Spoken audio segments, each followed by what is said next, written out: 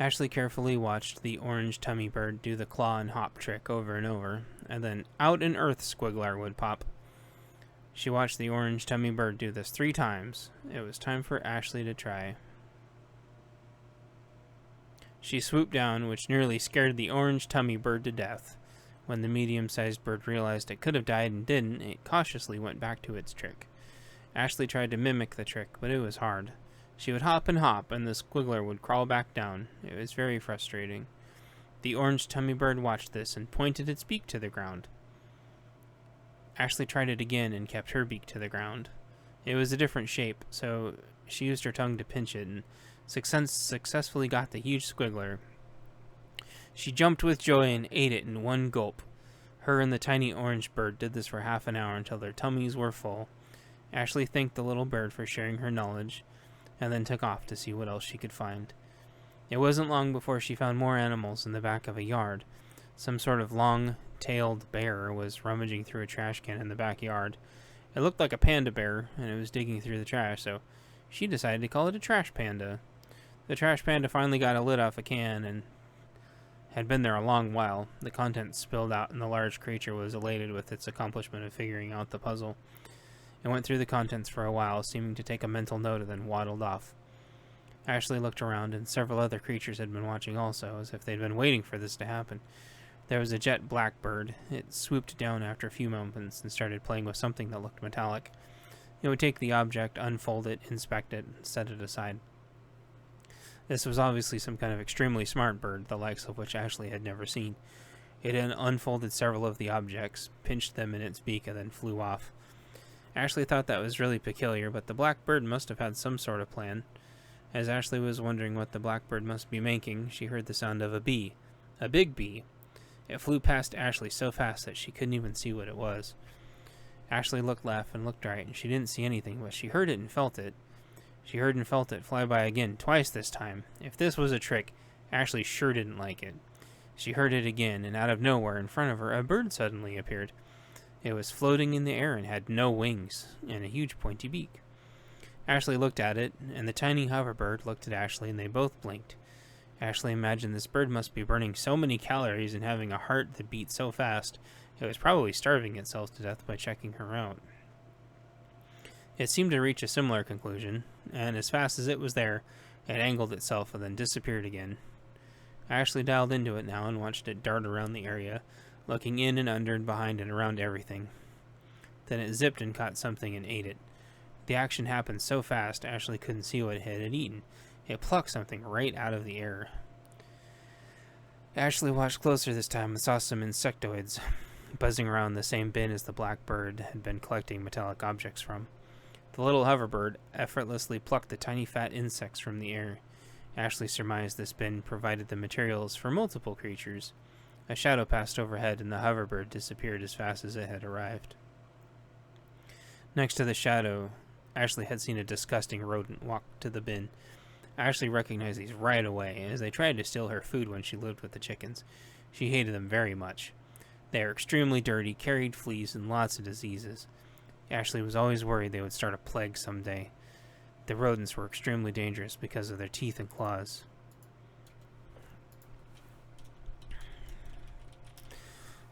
And Ashley only ever tried to scare them away. Fighting them was out of the question. In the blink of an eye, though, a tube-shaped bird with a rotating head landed on its neck, holding it in a way where it couldn't move, with one effortless claw squeeze. The bird flew up in a tree and landed, proceeding to finish off the immobile creature. The rodent only briefly suffered as the predator bird finished it off, only taking quick second breaks to check its surroundings 360 degrees. Then the entire area heard this spotted, tube-shaped bird roar out its tiny beak, which raised to reveal a huge mouth. Roughly translated by Ashley, it said, "I own this place, little bastards." Ashley caught its eye at one point during its surveying, and it gave her this look like, "Mine! Get your own." Ashley did her version of a shrug to hopefully lower her threat level. She had no intention of being near the disgusting rodent. Ashley didn't want that dirty thing. She didn't even want to touch it. Of course, she wouldn't want to offend this bird either. It obviously was accustomed to rodent hunting. Ashley wished one of these had lived near her coop. There were plenty there. Maybe not anymore, though. They were nearly impervious to water and would likely go to higher ground where they could concentrate. Maybe these things could take care of them at that point before they infected more land.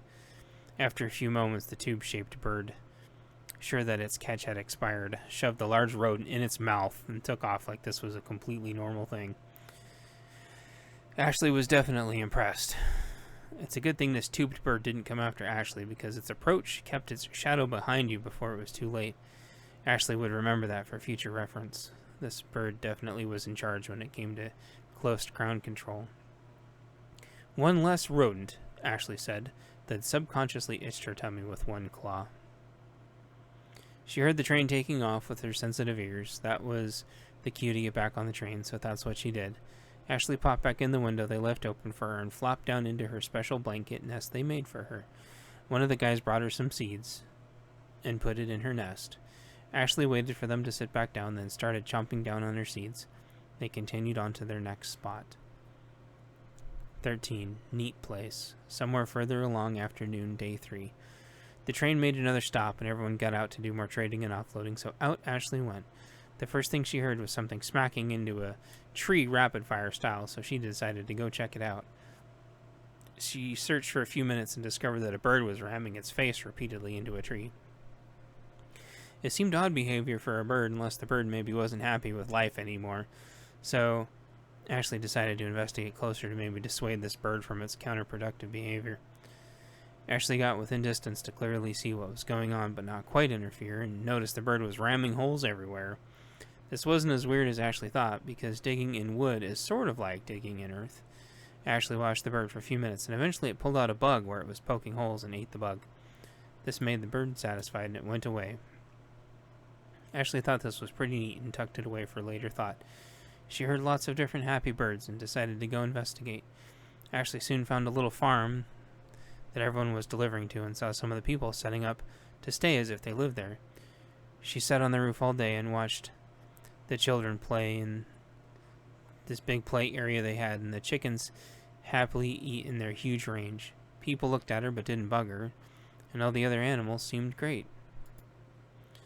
There were adults watching all over the place for bad guys, and most importantly, it wasn't pouring down rain here. It was just right. The train chugged away, but she stayed. She stayed with her new friends at her new little homestead. She asked around, and none of the animals went to a school where they never came back. They had all known each other for quite a while, and said it was a great place to be, where everyone loved each other, no matter what. It wasn't all fun and games, though. All the animals had to work together to make sure no rodents or blue birds ever came to hurt their friends. Ashley knew this would be the perfect place to put all of her knowledge to the test. She would help make sure that whoever or whatever came to do them harm would regret it. 14. Prelude. Class Stronghold Afternoon, Day 3. So anyway, that's how the red chicken got here and why you heard the train. Don't touch it. Is it really a chicken? Yes, it's really a chicken. Definitely not anything else. They all looked at me skeptically. I shrugged and they laughed. It was good. One of the kids asked if the train had a name. Yes, good question, actually. The engineers decided to call it the Ark on account that it saved all the animals. The kids thought this was a very appropriate name. Parents picked up the kids and I went to bed, trying to convince my cat to let me sleep more than 2 hours at a time. Nearby, it was starting to get dark, and Ashley didn't know what to do. She'd never slept out in the open before, and it seemed like an unsafe idea. The train was long gone. Some bird with a big, fat, yellow beak poked out its head to a tree nearby and yelled at Ashley to find some cover before dark. Flaming mice apparently came out, and she wouldn't want to be around for that. It shouted some bird profanities and then poked its head back inside. Ashley had been so content with her new place, she hadn't prepared for nightfall. She also never heard of flying mice before. Ashley had never heard of flying mice before, but wanted to err on the side of safety. Ashley looked around and saw a window open, and some seeds were on it that weren't there before. She found a good angle and zoomed in with her super good bird eyes, and it looked safe enough. She landed on the windowsill and looked inside. Ashley saw what appeared to be her special blanket, so she wouldn't burn anything when she laid down. It was wrapped up in nest style on a chair. She fluttered inside and landed next to it to inspect it. She sniffed it and poked and prodded and decided it was hers from before. After a few moments, Ashley decided it was in the wrong spot, picked it up and dragged it next to the fireplace that was burning hot. She wiggled her butt and flopped it down in her bed next to the fire and went to sleep. The last thing she remembers thinking before passing out, that she might have finally found the place worthy enough to lay her egg.